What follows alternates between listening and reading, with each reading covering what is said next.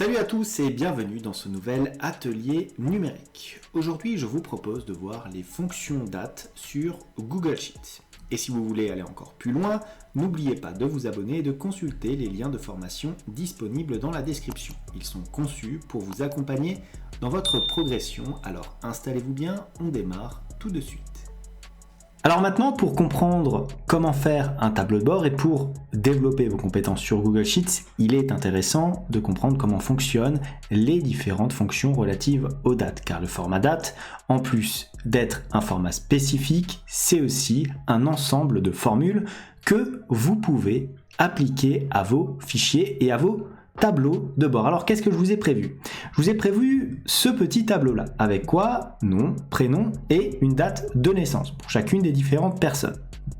Il va falloir déterminer via des formules bien précises l'âge de chacune des personnes, leur jour de naissance et le nombre de jours qui se sont écoulés de leur naissance jusqu'à aujourd'hui. Et bien sûr, nous allons calculer différents éléments comme par exemple afficher la date d'aujourd'hui ainsi que l'heure, l'année actuelle et le mois actuel. Donc on va commencer petit à petit. Là maintenant, quel jour sommes-nous et quelle heure sommes-nous? On va faire quoi? On va faire égal maintenant. Tout simplement, donc là qu'est-ce qu'on a? On a une fonction qui apparaît. Maintenant, date et heure actuelle sous forme de valeur de date. Je clique dessus, je n'oublie pas de fermer ma parenthèse comme ceci et j'appuie sur Entrée. Nous sommes, à l'heure où je fais ce tutoriel, le 15 août 2024 et il est 20h40 et 25 secondes. Aujourd'hui, si je ne souhaite afficher que la date d'aujourd'hui, alors comme son nom l'indique, on va taper égal aujourd'hui comme ceci et qu'est-ce qu'on a? Date actuelle sous forme de valeur de date. Très simplement. Je ferme ma parenthèse, j'appuie là encore sur Entrée. Donc on voit quoi? On voit que nous sommes le 15 août 2024. Vous avez remarqué que l'heure ici a changé parce qu'à chaque fois que je mets à jour mon fichier, bien sûr, l'heure va se mettre à jour avec la formule. Maintenant l'année. Alors qu'est-ce que j'entends par année? J'entends afficher l'année en cours. Pour afficher l'année en cours, qu'est-ce que je fais? Je peux faire égal année, j'ouvre ma parenthèse et je sélectionne la date ici. Je ferme ma parenthèse, j'appuie sur Entrée. On a 2024. Mais j'aurais aussi pu faire avec une seule fonction. Regardez, je peux faire égal année, j'ouvre la parenthèse et dans mon année, qu'est-ce que je vais mettre? Je vais mettre la fonction tout simplement aujourd'hui, comme ceci. Je combine mes deux fonctions. Et je n'oublie pas, bien entendu, de fermer deux fois la parenthèse. Pourquoi? Parce que je l'ai ouvert ici au niveau de l'année et au niveau d'aujourd'hui. J'appuie à présent sur Entrée et j'obtiens, là encore, 2024. Maintenant, le mois en cours. Le mois en cours, c'est le numéro 8, tout simplement. Et pour l'obtenir, on va faire quoi? On va faire égal mois, j'ouvre ma parenthèse et je sélectionne, bien sûr, la date en question. J'appuie sur Entrée. À noter. Là encore, je peux le faire dans une seule formule, en combinant bien sûr les éléments. Regardez, égal mois, là encore j'ouvre la parenthèse, mois de quoi? Mois de aujourd'hui, tout simplement, donc date actuelle sous forme de valeur de date. Et je fais quoi? Je ferme bien sûr ma formule deux fois avec les parenthèses. Et regardez, la réponse qui va être affichée, ça sera le 8. Pourquoi? Parce que nous sommes bien sûr au mois d'août.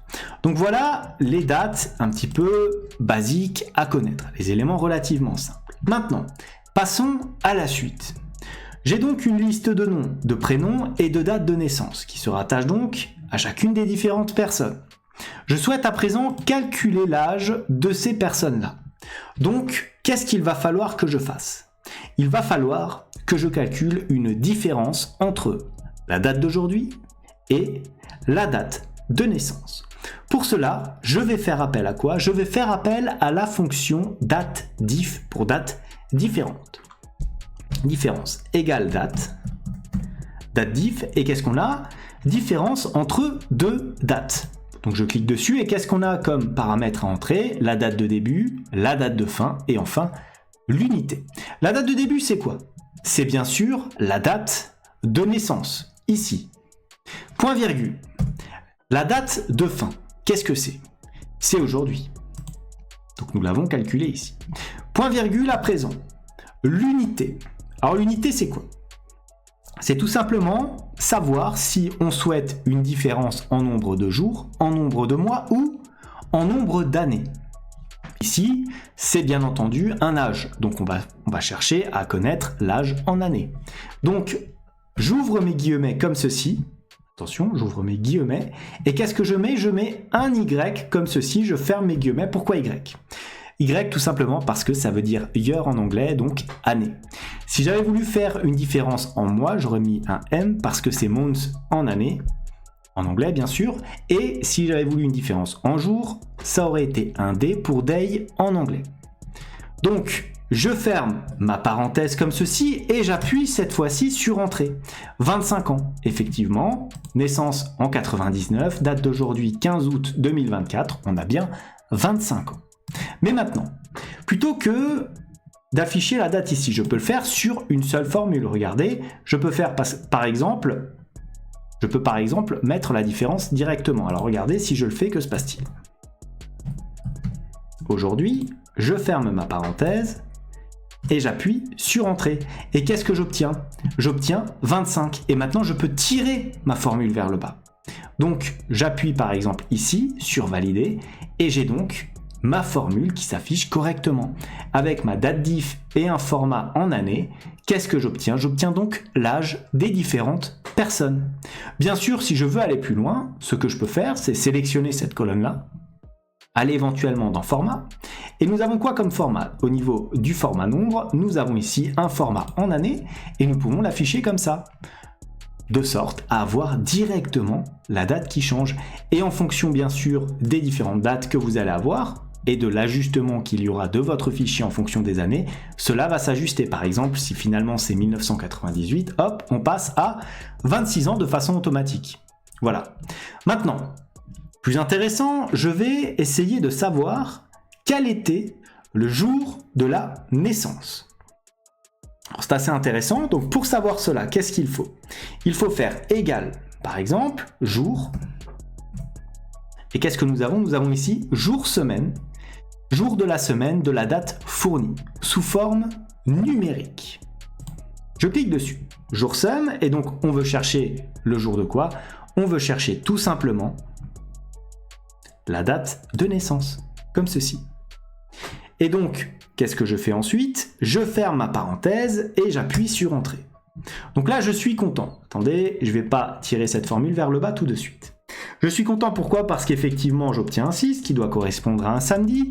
Cependant, qu'est-ce qu'il faut? Il faut, de manière plutôt judicieuse, il faudrait plutôt avoir le jour de la semaine. Est-ce que c'est un lundi? Est-ce que c'est un dimanche? À savoir. Donc pour ce faire, regardez, petite astuce, on a le jour de la semaine ici qui s'affiche. Et qu'est-ce que je vais rajouter?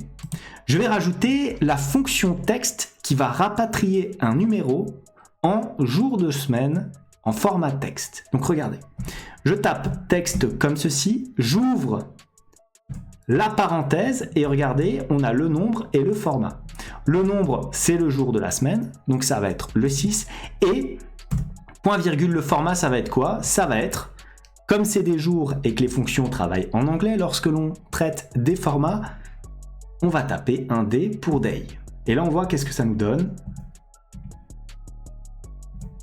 Ça nous donne comme ceci, vendredi. Je ferme ma parenthèse et j'appuie cette fois-ci sur quoi?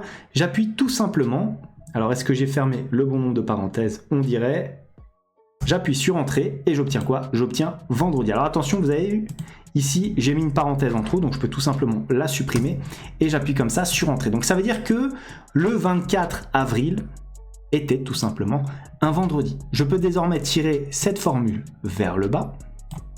Et j'ai donc à chaque fois le jour de naissance qui apparaît ici et de cette façon-là. Maintenant, dernier petit exercice pour voir si on a bien compris. Maintenant, je vais calculer le nombre de jours qu'il y a eu depuis la naissance.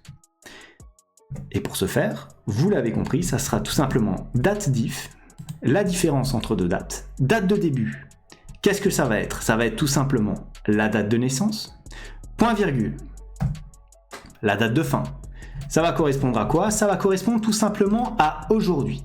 Je ferme à présent ma parenthèse. Voilà, point virgule, l'unité, attention, cette fois-ci nous ne sommes pas en année, nous sommes en jour, donc un D pour day, tout simplement. Je ferme le guillemet, je ferme la parenthèse et j'appuie sur Entrée. Je valide et voilà le nombre de jours qui se sont donc produits. Alors, une petite vérif très facile, ce serait éventuellement de faire, regardez, égal le nombre de jours divisé par 365. Et ça doit nous donner à peu près le résultat que nous avons bien sûr ici en année. Un petit check assez facile qui nous permet de vérifier si les formules sont correctes. Vous voyez, on retrouve la même chose, 26, 26, 44, 44, 32, 32, 46, 47, là une petite différence de jours, mais vous comprenez que c'est bien entendu un problème d'arrondi. Et voilà comment on traite les principales fonctions dates de notre fichier. Et maintenant, voyons l'utilisation des dates dans un contexte un petit peu plus professionnel à travers cet exemple. Alors, regardez ce que je vous ai préparé, un petit tableau avec quoi? Avec différentes sociétés et des factures. Supposons que ces sociétés vous aient envoyé des factures. C'est généralement le cas typique lorsque l'on travaille en entreprise. Le problème, c'est que ces factures sont payables à 30 jours fin de mois, 45 jours fin de mois ou 60 jours fin de mois. Donc, on va devoir calculer la date ici des 30 jours fin de mois, 45, 60. Mais je vous ai aussi prévu ici le calcul du nombre de jours ouvrés qu'il y aura entre la date d'émission de la facture et la date de paiement de cette même facture. Alors, on va commencer relativement simple. Pour la date 30 jours fin de mois. Comment est-ce que nous allons calculer cela? Nous allons calculer cela sur un tableur via la fonction égale fin. Fin quoi? Fin mois ici. Dernier jour d'un mois situé avant ou après une date. Je clique dessus et ça va être quoi comme début? Ça va être la date de facture, bien entendu. Ensuite, la date de facture plus 30 jours, puisque c'est 30 jours fin de mois. Plus 30. Point virgule, mois, on va mettre quoi? On va mettre ici 0. Je ferme la parenthèse, j'appuie sur Entrée. On se retrouve avec la date du 30 septembre 2024. Je valide et j'ai donc à présent les dates qui vont s'appliquer, donc les dates de limite de paiement de mes factures. Pour calculer le nombre de jours ouvrés entre la date de la facture et la date limite de paiement, je vais faire appel à la formule nb.quoi, nb.jour ouvré que vous retrouverez ici. Jour ouvré net entre 2 jours fournis. Je clique dessus. Date de début, c'est quoi? C'est la date d'émission de la facture, bien entendu. Point virgule. La date de fin, qu'est-ce que c'est? C'est la date limite de paiement. Point virgule, vous avez noté qu'on peut rajouter éventuellement des jours fériés. Alors ici, je ne vais pas le mettre, mais c'est un élément à prendre en compte. Vous pouvez rajouter des jours fériés qui vont donc se décompter des jours ouvrés que cela va vous ramener. Comme ceci, donc 34, suggestion de saisie automatique, là encore on valide. Donc on aura 34 jours ouvrés, 42, 35, 30, 30, 28, 34 et ainsi de suite. Maintenant, on va faire pareil pour le paiement à 45 jours fin de mois. Donc ça va être quoi? Ça va être tout simplement égal fin point mois, tout simplement. Et fin point mois de quoi? Cette fois-ci, on va prendre bien sûr notre date de facture ici, attention. Je n'ai pas ouvert la parenthèse. J'ouvre la parenthèse, je sélectionne quoi? Je sélectionne la date de facture, plus 45 jours, puisqu'il y a 45 jours en plus, point virgule, mois, donc là j'en ai 0, je ferme la parenthèse, j'appuie tout simplement sur Entrée. Je valide. Comme ceci, donc j'ai les éléments. Vous avez remarqué, hein, parfois on peut bien sûr se retrouver avec des dates qui correspondent à 30 jours fin de mois et 45 jours fin de mois. Pourquoi? Parce qu'on est à une date de facturation ici qui se passe quand même au début du mois. Donc c'est tout à fait logique. Ensuite, le nombre de jours ouvrés égale nb.jour ouvrés. Très simplement. Alors bien sûr, cette fois-ci, je ne prends pas ce qui m'est proposé. Qu'est-ce que je prends? Je prends pour date de début la date de facture. Donc on va prendre celle-ci. voilà, B5, et on va prendre par exemple E5, voilà. On appuie sur Entrée et on valide. Là encore, on a le même nombre de jours ouvrés pour ces différentes factures-là qui se déroulent généralement en début de mois, donc c'est logique. Par contre, pour les factures qui sont plutôt vers la fin du mois, on a quoi? On a bien sûr une différence puisque là, on saute un mois. Maintenant, 60 jours, fin de mois. Pareil, égal fin, point mois. Vous connaissez maintenant la façon de procéder. On prend la date de facture, point virgule. On va faire quoi d'abord? On ajoute, et là on met le point virgule, 0. Je ferme ma parenthèse, j'appuie sur Entrée. Je valide. Vous avez vu, là on déplace le tout d'un mois. On passe du 30 septembre au 31 octobre. Relativement classique. Maintenant, le nombre de jours ouvrés, vous allez voir, c'est la même chose. nb.jour ouvrés comme ceci, et on va sélectionner les éléments. Date de début, c'est bien sûr la date de la facture. Date de fin, c'est la date de paiement à 60 jours. On ferme la parenthèse, on appuie sur Entrée, on valide la suggestion, et voilà les différents éléments à prendre en compte. Donc là, un petit cas pratique un petit peu plus professionnel. C'est assez important de le savoir si vous travaillez en entreprise dans le tertiaire, que vous gérez plus ou moins des factures. C'est une méthode qui vous permettra quand même de déterminer des dates d'échéance de façon assez rapide et fiable.